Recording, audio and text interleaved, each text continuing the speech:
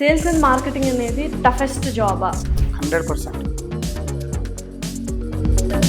చాలాసార్లు అక్కడే మనం ఫెయిల్ అయిపోతాం. సేల్స్ అండ్ మార్కెటింగ్లో శాలరీ బెటరా, కమిషన్ బెటరా? అలాంటి వాళ్ళకైతే నేను కమిషనే సజెస్ట్ చేస్తాను. ఎందుకు అంటానే, సేల్స్ అండ్ మార్కెటింగ్లో టార్గెట్స్ ఇస్తూ ఉంటారు. టార్గెట్స్ అచీవ్ అవ్వాలి, ఇది ఎలా చేసుకోవాలని ట్రైనింగ్ కూడా ఇస్తారా? యాక్చువల్గా ట్రైనింగ్ అంటే ఎలా ఉంటుందంటే అండి, మనం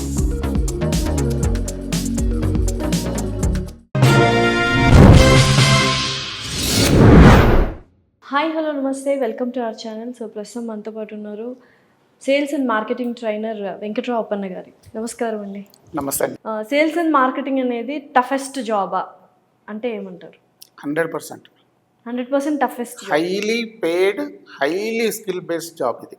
ఓకే. చాలాసార్లు అక్కడే మనం దాన్ని అసెస్ చేయడంలోనే ఫెయిల్ అయిపోతాం. హైలీ పేడ్, మీకు సేల్స్ అండ్ మార్కెటింగ్లో పే చేసినంత ఎక్కడ కూడా పే చేయరు, ఎవ్వరు పే చేయరు. ఓకే. మార్కెటింగ్ వాళ్ళకే ఎక్కువ డిమాండ్ ఉంటుంది, సేల్స్ వాళ్ళకి ఎక్కువ డిమాండ్ ఉంటుంది. అండ్ ఇంకొకటి కమిషన్ ఎక్కువ, అంటే ఆ వర్డ్ ఎక్కువగా వినిపిస్తూ ఉంటుంది మనకు సేల్స్ అండ్ మార్కెటింగ్లో. సో శాలరీ బెటరా, కమిషన్ బెటరా? అంటే ఇది ఇట్స్ డిపెండ్స్. ఇప్పుడు పర్సన్ ఒకతను ఎక్కువగా ఎవరితో కలవడు, అంటే ఒక పర్టికులర్ ఒక అంటే తన గిరిలో తను బతకాలనుకున్నాడు ఓకే, అనుకోండి. తన సర్కిల్లో తను. అప్పుడు నేను ఇలాగే ఉంటాను, నేను ఇంతే ఉంటాను అనుకున్న వాళ్ళకైతే శాలరీ సూటబుల్ అది. ఓకే. ఎందుకంటే ఆయన పని ఏదో చేసుకొస్తాడు, కంపెనీ ఆయనకు 1 మంత్ కాగానే శాలరీ ఇస్తుంది. సపోజ్ ఆయన బాగా అంబిషియస్గా ఉన్నాడు, తర్వాత హైలీ స్కిల్డ్ ఉన్నాడు అనుకోండి, అలాంటి వాళ్ళకైతే నేను కమిషనే సజెస్ట్ చేస్తాను, శాలరీ కాదు. ఎందుకు అంటానే, సపోజ్ ఇప్పుడు నాకు 25,000 శాలరీ వచ్చింది, నేను శాలరీలో బతుకుతున్నాను, శాలరీ బేస్డ్. నేను ఈ 25,000 శాలరీలో మా ఫ్రెండ్ వచ్చాడు, బాంబే నుంచి వచ్చాడు. ఆయన 2 డేస్ నాతో ఉన్నాడు. ఆ 2 డేస్ నేను ఆయనకి హైదరాబాద్ అంతా తిప్పి చూపించాను, అన్నీ చేశాను. ఇప్పుడు ఆ ఖర్చులని నేను దేంట్లోంచి తీయాలి? 25,000. 25,000లోంచే తీస్తాను. అంటే ఆ నెలకు నేను సర్దుకోవాలి. ఈయన వచ్చినందుకు సపోజ్ ఆయనకు 3,000 5,000 ఖర్చు అయింది, ఆ ఖర్చు నేను సర్దుకోవాలి. అప్పుడు నేను ఒక్కనే కాదు, నా ఇంట్లో వాళ్ళంతా సర్దుకోవాలి, ఓకే. వాళ్ళందరూ కూడా కాంప్రమైజ్ కావాలి దాంట్లో.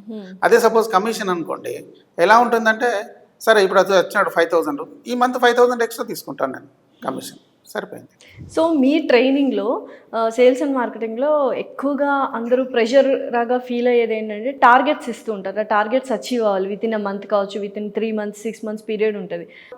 అచీవ్ అవ్వాలన్న టైంలో ఏంటంటే ఎక్కువ ప్రెషర్కి గురవుతూ ఉంటారు. ఆ ప్రెషర్ ఎలా రిలీవ్ చేసుకోవాలి, అసలు స్ట్రెస్ ఫ్రీగా సేల్స్ అండ్ మార్కెటింగ్ ఎలా చేసుకోవాలని ట్రైనింగ్ కూడా ఇస్తారా?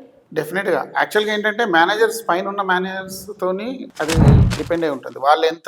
వాళ్ళని ఎలా ట్రైన్ చేస్తున్నారు అనేది, వాళ్ళని ఎలా మోటివేట్ చేస్తున్నారు అనేది ఇంపార్టెంట్. యాక్చువల్గా టార్గెట్స్ అనేది ప్రెషర్ కాదు, ఇట్స్ ఎ ప్లెజర్. ఇప్పుడు నేను ఎక్కువ టార్గెట్ అచీవ్ చేశానంటే దాని అర్థం ఏంటి? నాకు ఇన్కమ్ ఎక్కువ వస్తుంది కాబట్టి అది ప్లెజర్, అది ప్రెషర్ కాదు. సపోజ్ మేనేజర్ అన్నాడు అనుకోండి, నువ్వు చేయాలి, ఖచ్చితంగా చేయాలి, చేయకుంటే నేను నీకు ఉద్యోగం నుంచి తీసేస్తాను, లేకుంటే ఇంకోటి ఇస్తాను, ఇంక్రిమెంట్ ఇవ్వను, ఏదో అన్నాడు అనుకోండి, అప్పుడు ఆ మేనేజర్ యాక్చువల్గా ఆ జాబ్కి సూట్ కాదు. ఓకే. నువ్వు కింద వాళ్ళని మనం మోటివేట్ చేయాలి. మోటివేట్ చేస్తే వాళ్ళు ఎప్పుడు కానీ టార్గెట్ని ప్లెజర్గా ఫీల్ కావాలి, ప్రెషర్గా కాదు. ఓకే. అండ్ యూజువల్గా సేల్స్ అండ్ మార్కెటింగ్లో మనము ట్రైనింగ్ వైజ్ చూసుకున్నట్లయితే టైం పీరియడ్ ఎంత ఉంటుంది? యాక్చువల్గా ట్రైనింగ్ అంటే ఎలా ఉంటుందంటే అండి, మనం క్లాస్ రూమ్లో కూర్చోబెట్టేసేసి మనం వాళ్ళకి చెప్పామనుకోండి, అక్కడ ఫెయిల్యూర్స్ ఎక్కువ వస్తాయి. ఎందుకంటే ఎప్పుడు కానీ సేల్స్లో మనం వాళ్ళకి ఫీల్డ్లోనే ట్రైనింగ్ ఇవ్వాలి. నార్మల్గా అయితే ఫీల్డ్ ఎలా ఉంటుందో, class room training suppose 1 day ఉందనుకోండి, లేకుంటే ఒక 2 days క్లాస్ రూమ్ ట్రైనింగ్ ఉంది, దాని తర్వాత రిమైనింగ్ వాళ్ళకు 7 days ట్రైనింగ్, అంటే రిమైనింగ్ 5 days వాళ్ళకి ఫీల్డ్ ట్రైనింగ్ ఇవ్వాలి. అప్పుడు సక్సెస్ ఎక్కువ వస్తుంది. సో యూజువల్గా ఎందుకు సేల్స్ అండ్ మార్కెటింగ్లో ఫెయిల్యూర్స్ ఎక్కువ ఉంటాయి మీరు అన్నట్టు? ఎందుకు అంటే ట్రైనింగ్ లేకపోవడమే. ఇప్పుడు వాళ్ళని కరెక్ట్ గైడ్ చేయకపోవడం. రైట్గా గైడ్ చేస్తే వాళ్ళు బాగా రాణిస్తారు. మనం గైడ్ చేయలేదనుకోండి, డెఫినెట్గా ఫెయిల్ అయిపోతారు. ఇప్పుడు మీరు చూడండి, ఇప్పుడు సపోజ్ ఒక హార్స్ రేస్లో పరిగెత్తే హార్స్ ఉంది, అది పరిగెడుతుంది. సపోజ్ ట్రైనింగ్ లేదనుకోండి, ఏం చేస్తుంది? ఆగిపోద్ది, డాన్స్ చేస్తుంది, వెనక్కి వెళ్తుంది. అంతే కదా. అంటే 3 కాళ్ళ మీదే పరిగెడుతుంది, 4వ కాలు వాడదు. అంటే దానికి పర్ఫెక్ట్ ట్రైనింగ్ ఉంటే అది ఆ రేస్లో పర్ఫెక్ట్గా పరిగెడుతుంది.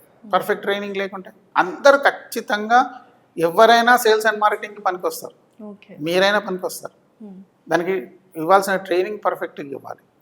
ఎందుకంటే మీరైనా నేనైనా బై బర్త్ సేల్స్ పర్సన్సే, అందరం కూడా. చాలా మంది ఏమనుకుంటారంటే నేను సేల్స్ అండ్ మార్కెటింగ్ అనేది నేను నా 15th ఇయర్లో విన్నాను, 20th ఇయర్లో విన్నాను, నేను కాలేజ్కి వచ్చిన తర్వాత విన్నాను సేల్స్ అండ్ మార్కెటింగ్ అని. ఇది అబద్ధం.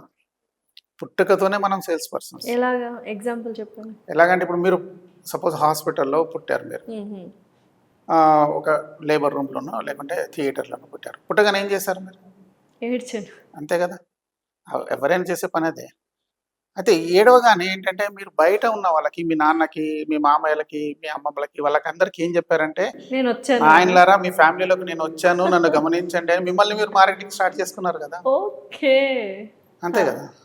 అలాగే ఇప్పుడు సపోజ్ మీరు చిన్నగా ఉన్నప్పుడు మీ మదర్ ఏం చెప్తుంది మీకు, పక్క వాళ్ళకి, అబ్బా మా బేబీ చాలా యాక్టివ్ అండి, అసలు ఆపలేకపోతున్నాం, పట్టుకొని మాకు చేతులు పోతుంది. నేను చూడండి ఇప్పుడు 2 నెలల్లో నేను 4 kg వెయిట్ తగ్గిపోయాను, నేను పరిగెడుతూనే ఉంటుంది, ఏది ఎక్కడ పాడేసుకుంటుందో, కంటిన్యూ మాట్లాడుతూనే ఉంటుంది, క్వశ్చన్స్ అడుగుతూనే ఉంటుంది. ఇవన్నీ చెప్తారా? ఇదంతా ఏంటి? మార్కెటింగ్ కదా. ఓకే.